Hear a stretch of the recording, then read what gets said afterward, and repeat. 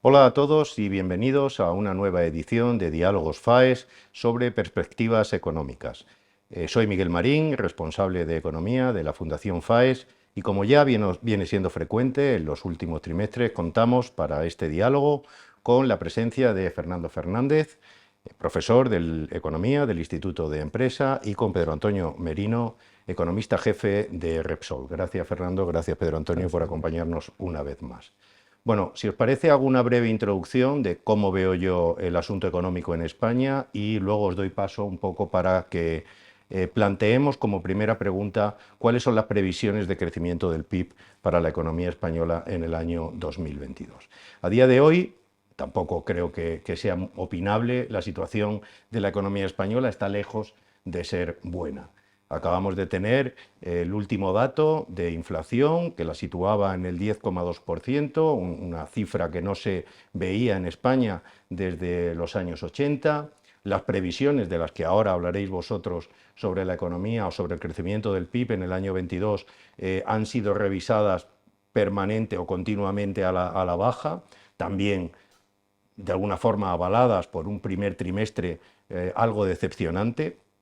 Por otro lado, a pesar del buen comportamiento de los ingresos públicos, motivado por la inflación y por la reactivación de la actividad económica después de la pandemia, es cierto que seguimos manteniendo un déficit estructural que hace que nuestra deuda pública no se reduzca y que eso que se ha beneficiado durante unos años de unos tipos de interés artificialmente bajos, ahora con el cambio de política monetaria del Banco Central Europeo puede tener un impacto negativo en las cuentas públicas y en la capacidad de crecer a futuro, la inversión, demás. Y finalmente, unos datos de empleo que hoy han sido particularmente buenos para lo que se esperaba, sorprendentemente buenos, pero que empiezan a mostrar que vamos a tener una temporada turística normalizada por primera vez en unos años después de la pandemia y que todo apunta a que después del verano este efecto estadístico volverá a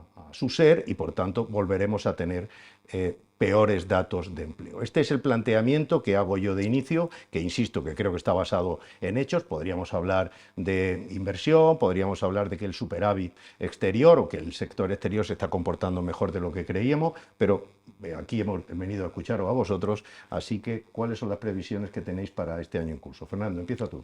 Bueno, vamos a ver, yo creo que podemos empezar a discutir de números y de segundo decimal durante todo el tiempo que queramos, ¿no? Pero yo creo que claramente la economía española está en un proceso de desaceleración.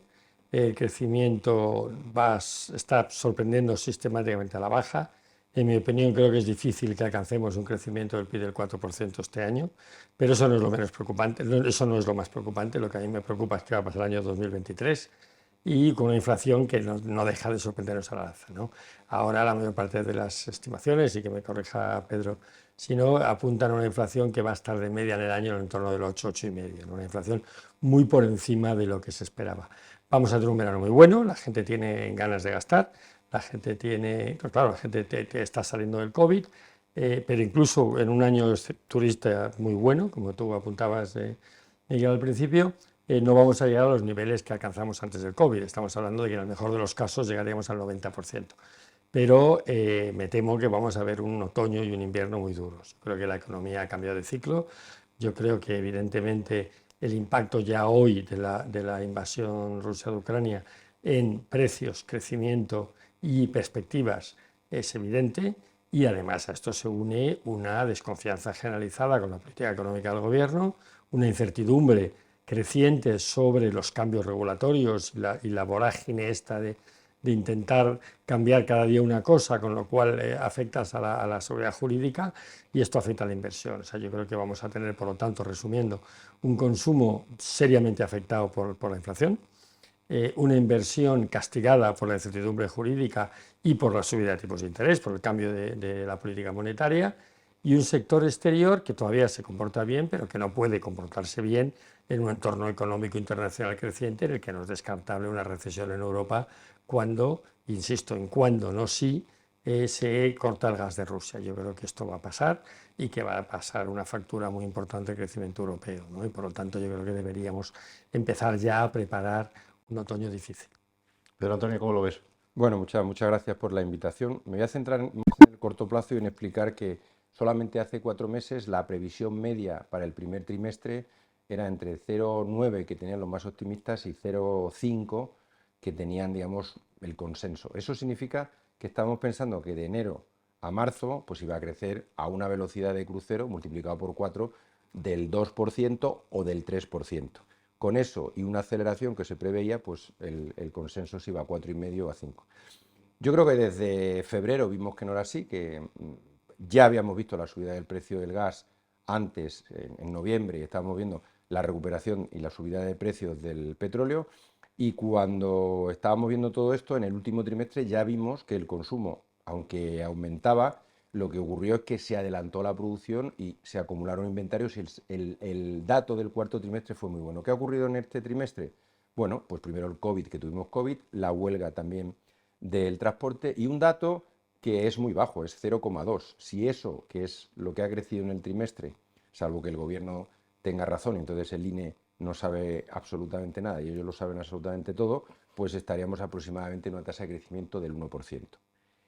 Cuando tú vas al segundo semestre, al segundo trimestre, los datos no son mejores. Hay una mejora clarísima en abril por Semana Santa, una recuperación por encima del nivel precrisis casi del turismo nacional y una mejora del turismo internacional y un aumento, que es verdad, de la formación bruta de capital, que parece que es más bajo, pero es más alto fundamentalmente porque estamos todavía desacumulando inventarios. En la formación bruta de capital, en el concepto de inversión, metemos la evolución de inventarios y claro, cuando te equivocas y el consumo está por encima, pues los inventarios se reducen porque no has producido más, sino sencillamente lo has colocado. En el mes de mayo se vuelve a producir ya datos clarísimos de desaceleración en el conjunto del mundo por dos razones. Una, por el aumento de los precios de los productos energéticos y también porque en China se produce un confinamiento en Shanghái y básicamente se confina la entrada de productos porque los chinos siguieron dejando salir los barcos, que luego se pasa a un confinamiento en Pekín y pensemos que la contribución de China a la demanda de cualquier producto y al crecimiento mundial es muy importante. Pero en las cadenas de producción también generan problemas y en mayo empieza a caer tanto las exportaciones de los países industriales como en cierta medida las expectativas de nuevos pedidos. Hoy sabemos que por primera vez Alemania tiene un déficit comercial. Es la primera vez en muchísimo tiempo que tiene un déficit comercial. ¿Qué significa eso? Bueno, pues básicamente que está exportando menos de lo que preveían. Y que claramente los insumos son mucho más caros, ¿no? Con eso, la primera cuestión es, ¿dónde estamos en el segundo trimestre? En el segundo trimestre, los datos, ahora hablaré del dato de empleo de junio, si siguiéramos los datos de empleo por el registro administrativo, es decir, afiliado, podríamos decir que estaríamos ¿Qué ha creciendo sido el dato de hoy? al 0,4 o 0,5.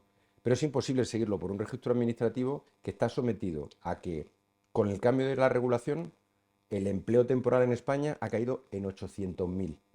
De esos 800.000 que ha caído, han aumentado. De esos 800.000, la mitad era temporales parciales y la otra mitad a jornada completa. Eso ha sido sustituido por fijos discontinuos que ya no van a desaparecer del paro. Es decir, no sé si lo hemos hablado alguna vez, pero en el fondo estamos hablando de 200.000, 300.000 personas al año que cuando llega la temporada turística entran, cuando llega septiembre se van del dato de empleo. No solo temporada turística, también toda la gente en el sector de educación y sanidad. En más Son sectores. más de 300.000 personas. Entonces, lo que hay ahora mismo es en fijos discontinuos, no ha aumentado nada más que indefinidos, o sea, fijos discontinuos 350.000, indefinidos 300.000, y es verdad que el total de empleo ha aumentado en el periodo enero-junio en 700.000. ¿Qué ocurre? Ya lo vimos en el primer trimestre, puede aumentar el empleo, lo importante es que aumenten las horas trabajadas y cómo evoluciona la productividad. Segundo, si tú comparas el dato de enero a junio agregado, a pesar de que son datos históricos, no es mejor que el 2021. No es mejor, el problema es que tiene que entrar en el detalle.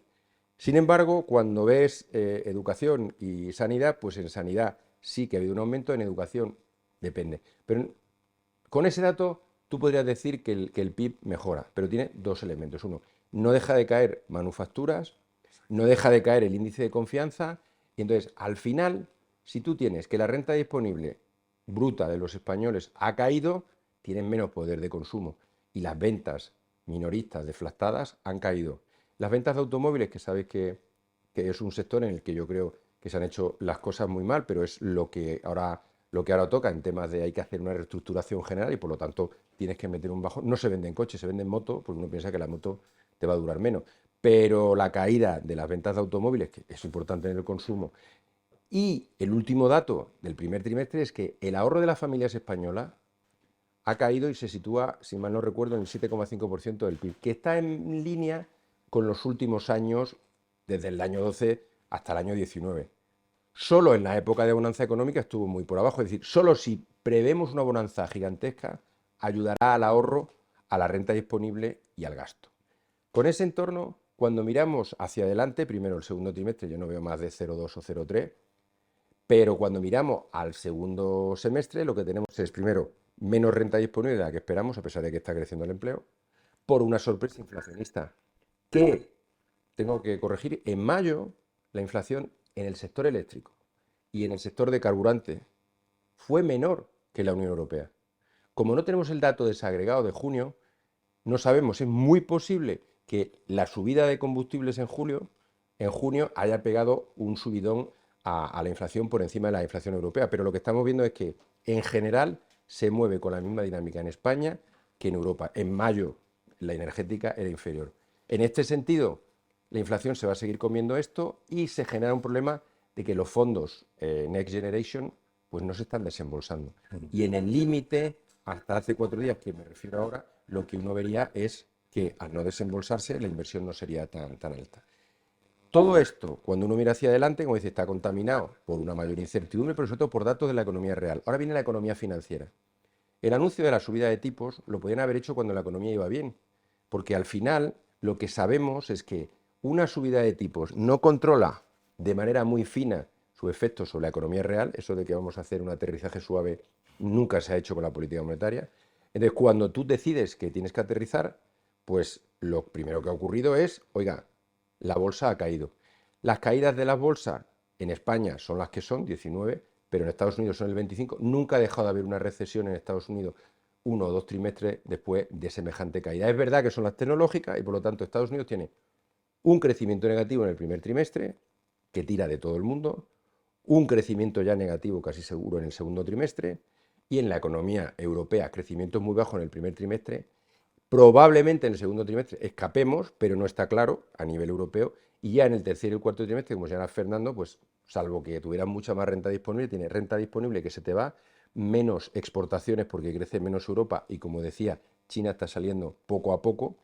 Y tercero, hay una ventaja sobre todos estos temas y es las commodities se han moderado. La única que no se ha moderado, y aquí me centraré luego cuando me toque, es la energía y por razones en las que yo creo que se podía hacer algo más y si queréis luego lo explico. Por supuesto.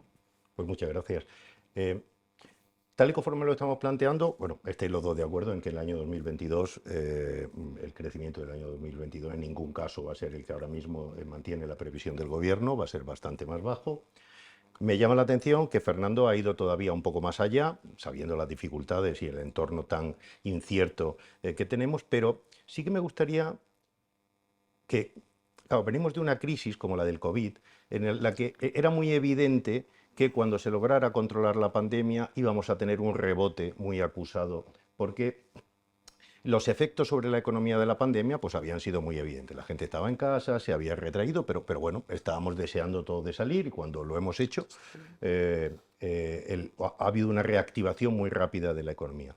¿Ahora podemos prever algo así? O sea, ¿qué elementos tendríamos que ver en la economía? Y olvidándome un poco de España, quizá más a nivel global, europeo, a nivel global, ¿qué elementos podrían determinar un cambio súbito a mejor del contexto económico? Y lo digo porque, por ejemplo, en el caso de la inflación, podríamos estar afrontando una inflación por un shock de oferta, como el que evidentemente estamos teniendo por mor de la guerra a Ucrania, pero parece que empiezan a aparecer también elementos de largo plazo, que por cierto Fernando los ha de alguna forma analizado aquí en pasados trimestres, elementos de largo plazo en esa inflación, es decir, en el peor de los escenarios nos esperan varios años de mal comportamiento económico. Sí. sí. O sea, claramente sí. Yo creo que conviene que afrontemos el tema con el realismo y con la dureza que corresponde, porque eso es lo que nos va a permitir que la recuperación económica en su momento sea más sostenible y más realista, ¿no? Primero, yo creo que déjame dar 3 o 4 ideas. O sea, vamos a hacer un verano bueno. Está un verano bueno porque esta es una economía que depende fuertemente del turismo y el turismo va a tirar de la economía porque hay una demanda insatisfecha, tú apuntabas antes del COVID, etcétera, sin duda. Pero no va a ser un verano tan bueno como esperábamos, porque la renta disponible, como decía muy bien Pedro Antonio, ha caído y porque la capacidad de gasto de las ferias va a disminuir. O sea, los hoteles van a estar llenos, pero los restaurantes van a tener un ticket medio por cliente mucho más bajo de lo que esperaban. Y además sus costes han subido significativamente. Por lo tanto, el beneficio medio del restaurador, por entendernos, va a caer, ¿no? Y no solo en España, ojo, también del extranjero.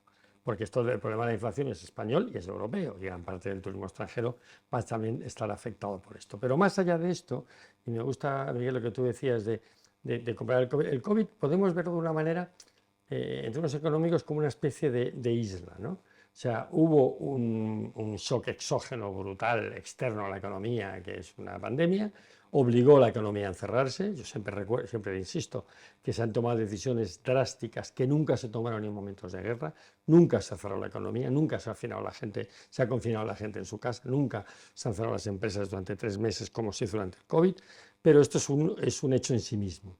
Por lo tanto, la recuperación va a ser muy fuerte, fenomenal, lógico. Pero ¿y luego qué? ¿Y luego qué? Pues luego nos encontramos con una renta disponible fuertemente castigada con un choque inflacionista, que es el segundo punto que quería desarrollar, que va a ser persistente y duradero. Yo creo que ya es justo decir aquí que todos los bancos centrales, pero también el Banco Central Europeo, han infraestimado el impacto de la inflación, han infraestimado este brote inflacionista. Como dice el BIS, el Banco de Pagos de Basilea, en su informe anual que publicó muy recientemente, corremos el riesgo de entrar en un régimen de inflación alta. Un régimen de inflación alta significa, por lo tanto, una inflación durante mucho tiempo muy por encima del objetivo, que obliga, y sigo citando al CIS, a tipos de interés restrictivos, tipos de interés reales positivos durante mucho tiempo y, por lo tanto, necesariamente prácticamente una recesión.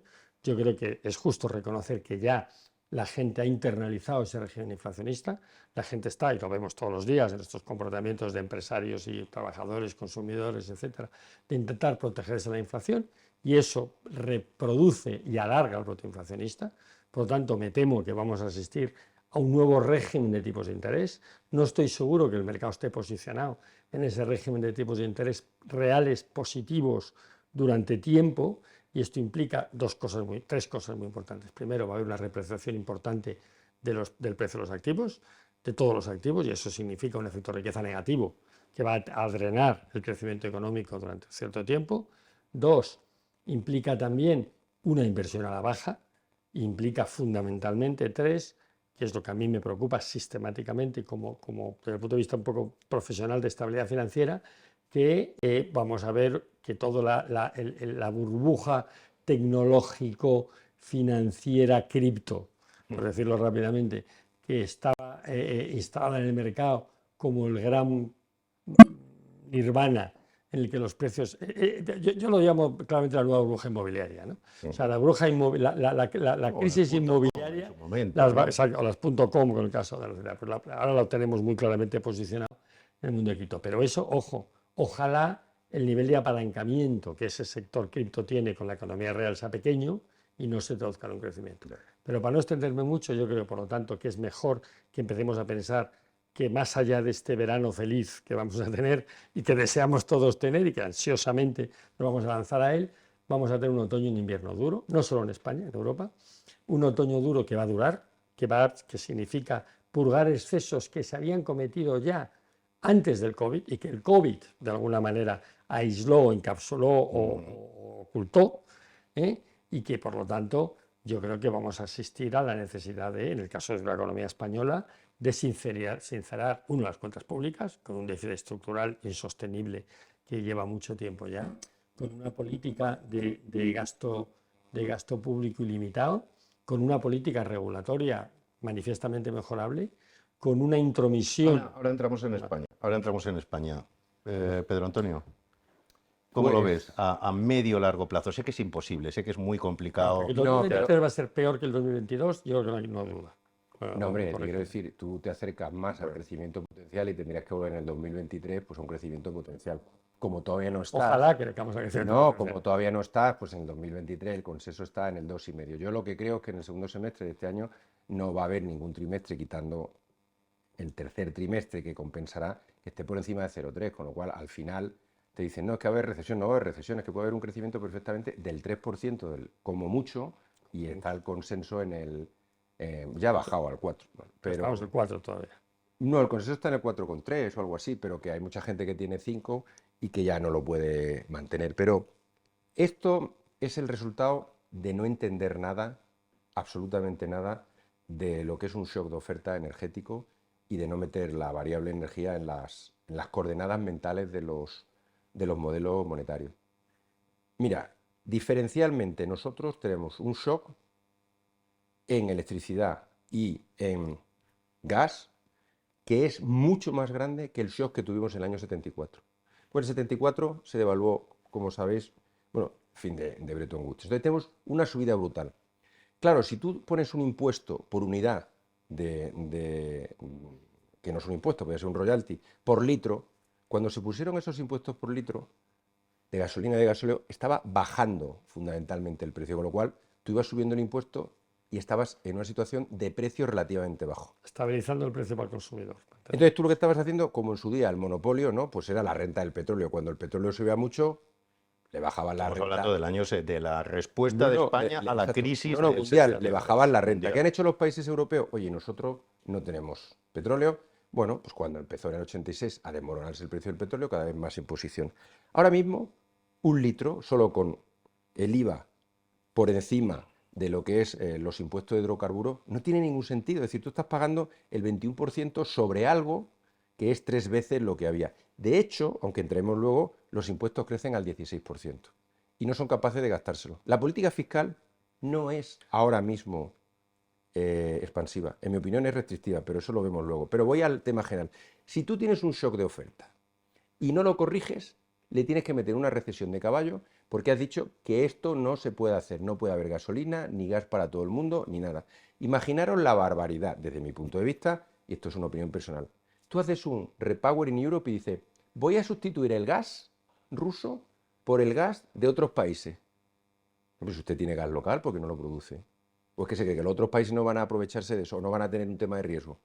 Holanda tiene un problema con el fracking, pero podría producir. Bueno, pues Holanda, por temas políticos internos, son 40 BCM, que es el 25, el 30% de lo que importa Europa de Rusia, que viene directamente de Rusia por un tema de que nosotros no queremos hacer fracking. Y lo estamos importando de Estados Unidos. Claro, y lo vas a importar el fracking. Entonces, como dice, estamos exportando la producción de CO2. Pero es que el tema es que nosotros no estamos corrigiendo la demanda, seguimos consumiendo esa electricidad y ese gas. Y aquí viene el problema. Si el Banco Central se empeña en esto, el shock de oferta no es su tema. Y el tema es cómo paro la inflación que se está encroaching, que se está metiendo en el sistema. Primero, puedes bajar perfectamente los impuestos y aquí tengo una diferencia con el Banco de España y esto vamos a proteger a los más, como dice, a los más desfavorecidos. Baje usted el coste de todo y protege a los más desfavorecidos, protege a los otros, pero sobre todo los otros, como tienen un impuesto marginal más alto, pues pagarán más. Pero en el momento que usted haga eso, hay menos inflación y menos pérdida de competitividad. Cantidad de empresas tiene que estar o en negativo o cerrando, porque lo que señala Fernando en septiembre-octubre, pues habrá muchas empresas que si no pueden, porque no hay demanda final, traspasar a sus márgenes al consumidor, pues van a entrar en pérdida en septiembre, octubre, noviembre, y decir, me voy. Aquí es, ¿qué podemos hacer por el lado de la oferta? Primero, los europeos, no hablamos una vez que de transición energética y de que vamos a tener un impuesto que es el CO2. Esto es una barbaridad, porque el CO2, si tú generas todo con carbón, es ingreso para el Estado por esa cantidad. Pero un país como España, que está descarbonizado en el 70%, ahora menos porque tenemos que producir más con gas para dárselo a los franceses, ya no estamos tan descarbonizados, que es así. O sea, ha conseguido que generemos más CO2 en la decisión, que es buena en términos de precio, pues nosotros generamos unos ingresos de CO2 que es un tercio del valor o de la subida de precio de todos los españoles. Solución, baja usted el CO2 y haga una serie de temas. ¿Que tú quieres bajar el precio del gas y al bajar el precio del gas subvencionándolo bajas toda la demás tecnología? es aceptable. Pero lo que te quiero decir es, la solución de oferta no está bien planteada. Y decir el repowering, que es que esto es solo transitorio y que dentro de 15 años vamos a tener energía renovable, tampoco es la solución porque nosotros tenemos la energía renovable que tenemos y tal. Ahora, esto con la inflación, ¿qué quiere decir? Uno, yo no creo que si hay recesión vuelva o aumente mucho más, hay un shock, el precio del petróleo y estamos sometidos a una respuesta muy rara respecto al precio del gas y de la electricidad en Rusia, que hay que tocar. Y eso los europeos no lo están diciendo, eso no lo puede hacer el Banco Central. Pero déjame profundizar. Nos quedan 5 minutos, nos hemos pasado de tiempo, así que... pero un minuto porque me parece un tema importante. Vamos a ver, porque es un poco la política económica actual. O sea, tenemos un shock inflacionario, esto es evidente. El shock inflacionario nace, en tu opinión, fundamentalmente del precio de la energía, por dos razones. Una, por una política de descarbonización que lleva a la locura de limitar la oferta, cosa que subrayo completamente y que estoy de acuerdo. Es decir, si hemos decidido que no se puede, que dentro de X años no vamos a utilizar hidrocarburos... Que la energía vaya a ser cara, era cara ahora y vaya a ser cara ahora. Ahora, si tú decides que los hidrocarburos no los vas a usar, nadie va a invertir en hidrocarburos. Por tanto, no te puede sorprender de que la oferta disminuya y que por tanto suba el precio. Pero además a eso se le añade un shock no perceptible que viene, no previsible, que es la invasión de Rusia, que además altera el 2025. Nosotros cuando estamos en la pandemia tuvimos una economía y estudiamos la pandemia. Lo que no podemos hacer es, con las condiciones actuales en las que estamos en guerra, sin estar en guerra, hacer un análisis monetario. Esto es una economía de guerra. Y en la economía de guerra tienes que bajar los impuestos, sí o sí. No, pero esto no es una economía. Esto es una economía en un shock inflacionario, ¿no? Que responde a políticas económicas equivocadas y responde a shocks exógenos. Pero además, este es mi punto fundamental, ese shock de oferta se ha traducido en shock de demanda, se ha traducido en un cambio de las perspectivas de los agentes. Los agentes económicos que llevaban 20 años pensando en una vía de inflación han internalizado que va a haber inflación en los próximos 10, 15 años. Y por lo tanto han modificado su comportamiento de forma inflacionaria. Hoy en día, las 2/3 partes del IPC suben los precios, o sea, ha subido el índice por encima del 10%. Y cosa que no tiene que ver con la energía. El gobierno sigue manteniendo que el año que viene vamos a tener una inflación. Es que cosa que no se cree nadie, pero yo lo que voy a eso hay que pensar que la subyacente está en el 5 y una parte de al esa 5%, es energía. Al 5%. Y países, y va a seguir creciendo. No, pero déjame que no acabe. turístico. Déjame que no acabe. Pero ¿qué es lo más importante de todo esto? Y sobre eso haces una política estúpida, porque no se me ocurre otra palabra, que es decir, oiga, si yo tengo un shock de oferta, que resulta que los precios de un bien fundamental que es un input básico para producir con la energía, van a subir de forma estructural X, yo en vez de decir a la gente, mire usted ahorre y consuma menos, le digo, no se preocupe, que yo le voy a amortiguar el impacto, le voy a mantener el precio y usted siga consumiendo, que es básicamente los 30 céntimos por consumo y toda la política oficial. Que usted no se entere de que el precio ha subido. No, mire usted, es que se tiene que enterar. Es que la única manera de que tengamos una respuesta racional ante lo que es un shock de oferta es que la gente modifique sus demandas, reduciendo la demanda de aquellos precios que han subido de manera estructural y sostenida en el tiempo. Entonces, la bajada de impuestos que propone Pedro Antonio no tiene ningún sentido. La gente tiene que consumir menos energía. Lo que no tiene sentido es subir los impuestos todavía más. O sea, la energía va a ser más cara en el futuro porque Europa, fundamentalmente Europa, ha decidido descarbonizar. Podemos discutir si es bueno o malo.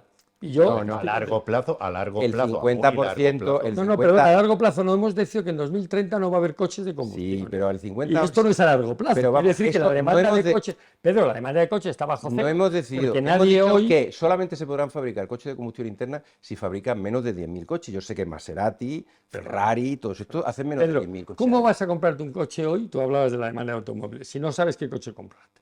Te compras un coche eléctrico, no te da pega al pueblo en vacaciones. Pero vamos a ver, hay una pequeña Te compras un coche de gasolina en 10 años. Como quedan 2 minutos, una pequeña diferencia. Si tú eso lo llevas a las cuentas públicas, no estamos viendo que en las cuentas públicas tenemos el gasto son incapaces de gastar, ha caído el cero. Afortunadamente, vamos. No. Una cosa que hace bien, es que incapacidad. Los ingresos al 11, los impuestos al 16, las cotizaciones al 4 y pico, pero el gasto está cayendo. Si a ese gasto que cae el 1,4 le quitas lo que ha aumentado la carga de la deuda, que ha aumentado un 7%, lo que estamos diciendo es que con todas las decisiones que hay, el gasto público está en el menos 2% los 4 primeros meses del año. Cuando tú tienes, cuando tú tienes un shock como este, que le detrae renta y además no lo gasta, lo que tienes es una política fiscal terriblemente contractiva, que es lo que está... ¿Cómo corresponde a una situación inflacionaria? No, cuando tú tienes una guerra... Tienes que decir... ¿Qué guerra ni qué historia? Tienes una situación inflacionaria, tienes una situación... Tú tienes una situación de guerra. Aquí ha estado la OTAN y en Alemania tienen mucho carbón, mucho gas, pero están amenazados. Entonces va a haber una recesión en Alemania porque antes o después tendrán que recortar el gas. Eso es una situación transitoria en que la economía como un todo y estos países como un todo tienen que tomar una visión. Y esa visión es, oiga, si voy a tener esta situación fiscal, pues lo que voy a hacer es voy a bajar transitoriamente estos impuestos porque la demanda se me va a destruir sí o sí. La diferencia es que vas a permitir que la economía aguante el shock. Esto ya se ha visto. Los bancos centrales lo único que hacen es prorrogar las situaciones de crisis. No baja la inflación porque tú cortes el grifo.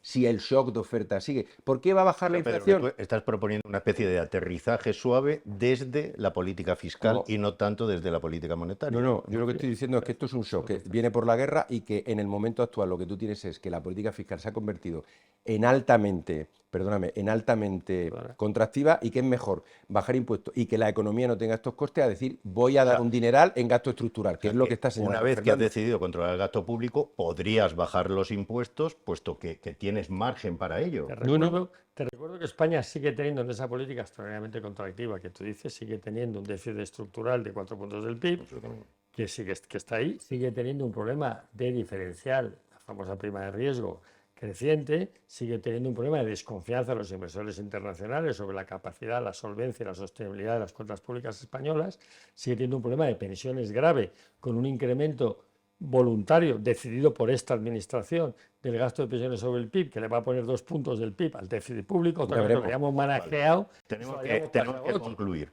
pero en el fondo creo que hay un punto de acuerdo entre los dos en el choque de realismo. Esto va para largo, o por lo menos no va a haber un cambio súbito. Yo creo que la inflación, en el momento que se pare el shock, que es cuando bajará. Y dos, pero nosotros como Europa, otro golpe de shock si corta. Yo creo que nosotros como Europa estamos aceptando una cosa que es que los precios de la energía son muy altos, pero que nos da igual, que lo vamos a comprar fuera. Y eso no ayuda a la transición, eso lo único que ayuda es a generar una situación que se puede prolongar en el tiempo, como señala Fernando. Pero yo no creo que se prolongue mucho. De minuto, ¿tenemos un riesgo tipo 2012, colapso financiero o fragmentación del mercado financiero en Europa a partir de esta situación?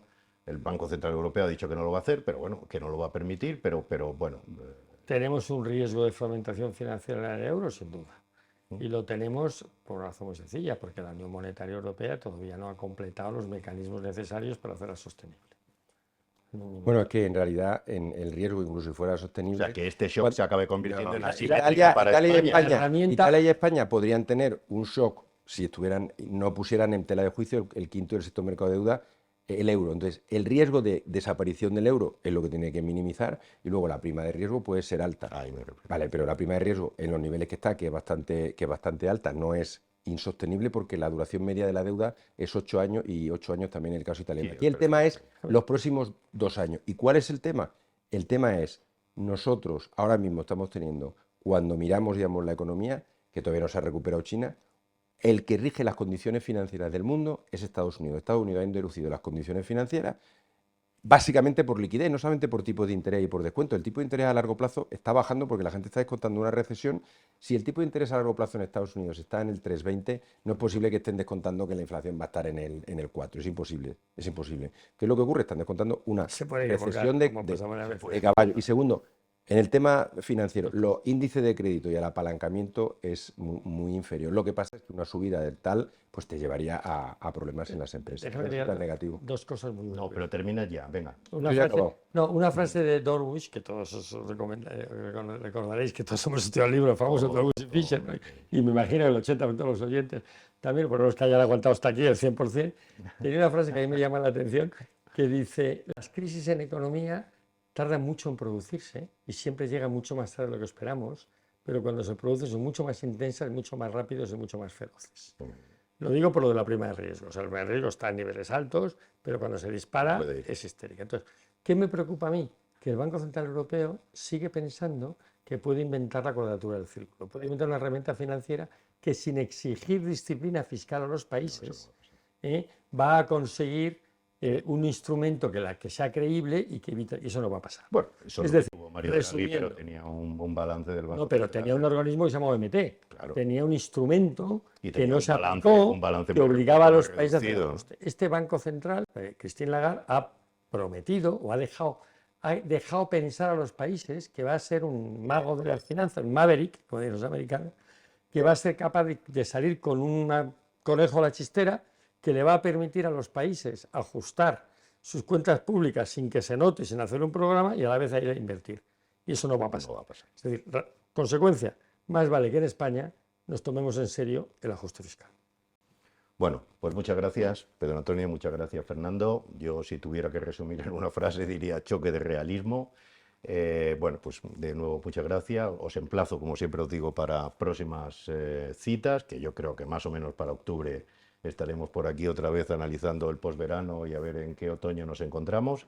Y a todos los que nos siguen, por supuesto, con el mismo interés, los emplazo para futuras citas. Muchas gracias y hasta la próxima.